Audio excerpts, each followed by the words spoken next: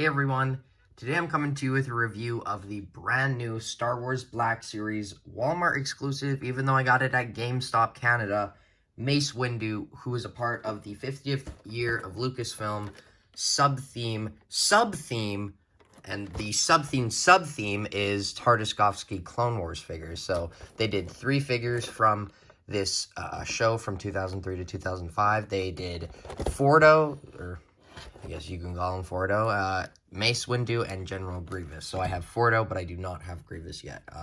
I will let you know when I do, so I can do comparisons with Windu. But he is an absolutely amazing figure, and I have some really good things to say about this figure. I definitely think it's way better than the other figure that I reviewed from the Tartakovsky line so far. So without further ado, let's get into Mace Windu's review.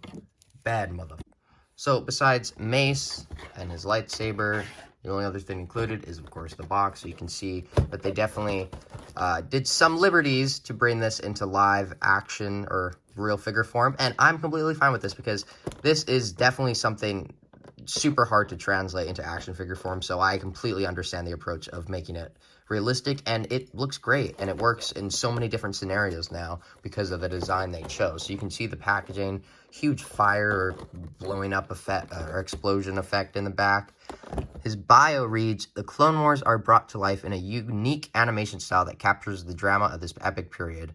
Jedi warriors lead clone troopers into battle against the evil separatist forces." So it's the same bio as the Fordo, and I assume the same one as Grievous. That's interesting, but obviously you can see all that you would like to see with the Windu. So I'm definitely a big fan of how they applied this, the Jedi cloak, I guess, to or the Jedi robe to Windu, because it's I don't know, I can tell they spent a lot of time trying to get it right, because it's like folded in certain areas to be like perfect to go on like the arms, and it just really blends together super well. And I just love what they did with this, because it's kind of unique, because you don't really get the robe that's like a part of the figure that you can't take off, and it's kind of mounted with the armor. So that's certainly very interesting. But the armor is, of course,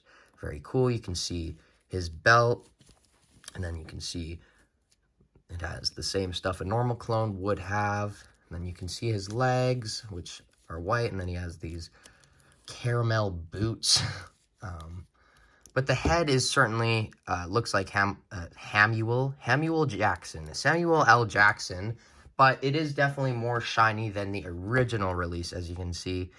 I think I'm still a fan of this one a little bit more, but you can see there is a bit of reuse from both figures. But if I'm being honest, it's honestly not as much as you would think. The arms,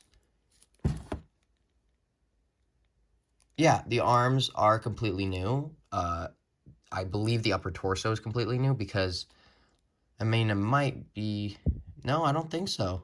It looks a little deeper on this one. So, yeah, and then this guy, his arm fell off on mine. I'm trying to get a replacement. I'll get one eventually, but it really annoyed me. So just be careful with your Windus and the butterfly joints on the Jedis, because they're definitely not the sturdiest.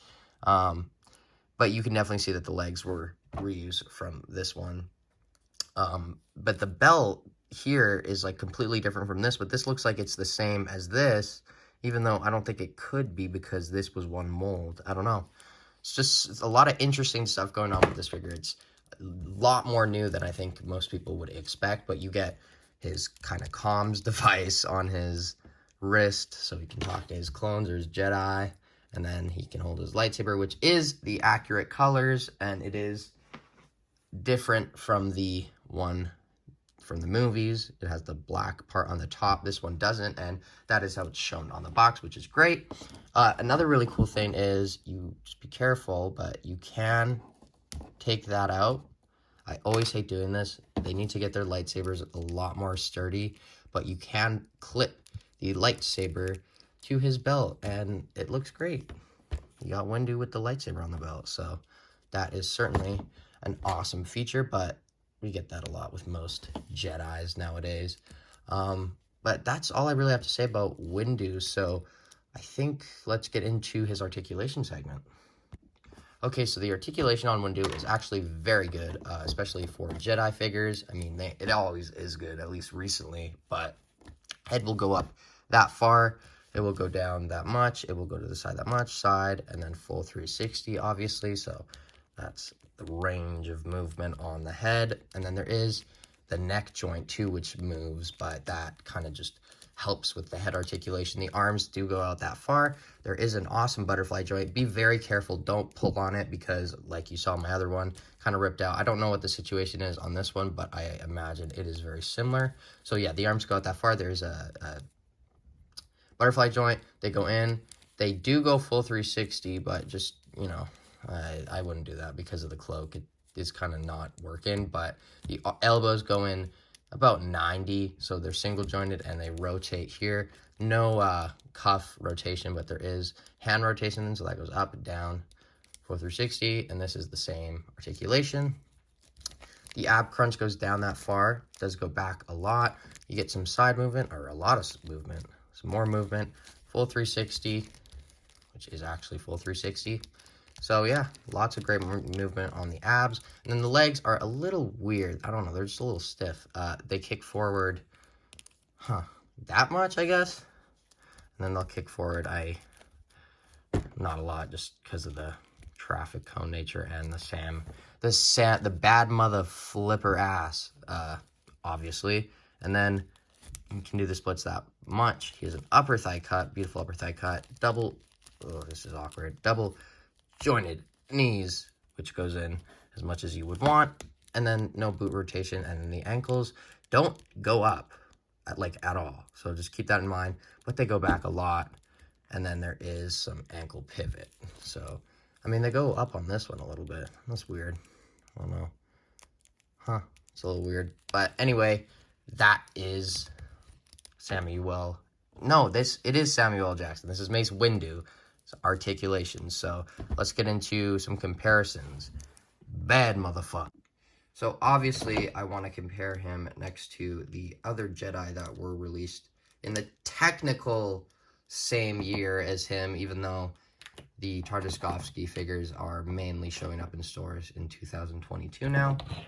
But you can see Obi-Wan next to him. Those two look great. And then, of course, the Chosen One himself, Anakin. So, oh, wow, these just look great together. Awesome. Keep giving us more Clone Wars Jedi, because I will continuously keep buying them. But as you can see, it's not technically the right Mace Windu, but it works. It's great. I'm happy with this. I'm content with this. If we didn't get a Clone Wars Mace Windu from like the 2008 show, I would honestly be fine with it, because this works for me. It's very similar to what he actually looked like in the Clone Wars, so, you know, I'm content with this Mace Windu for a decade, I'd say, and then maybe a decade from now I might want a new one, but we will see. But that is the two Jedi. Just imagine, like, the Black Series in 10 years. Like, it's still going to be just complete inaccurate reuses, right? Not in this case, but definitely in this case. So here we have ARC Trooper Fordo. Yep, he's back. And we have the Coruscant Guard Trooper. I just think I wanted to show him next to a clone. And then lastly, I wanted to show him next to himself, but a little bit younger / older, because you could use this for Attack of the Clones or Revenge of the Sith. But yeah, some people didn't understand my point on this figure. I never once said that it's a bad figure. It's a great figure. This is awesome, and it's great for customizers to get this mold. This mold is best. I said Echo was the best Black Series last year, and I don't dispute that. But just because you recolor it and don't change a single thing, and don't even bother making it slightly accurate, even by just switching the pouch over, it's not Fordo. It's not the figure that's advertised. It's a great figure, but it's not what's advertised, and it's not what should be in the box. So that's my thoughts on Fordo, but I talked too much about him already, so let's get into my final thoughts on Windu.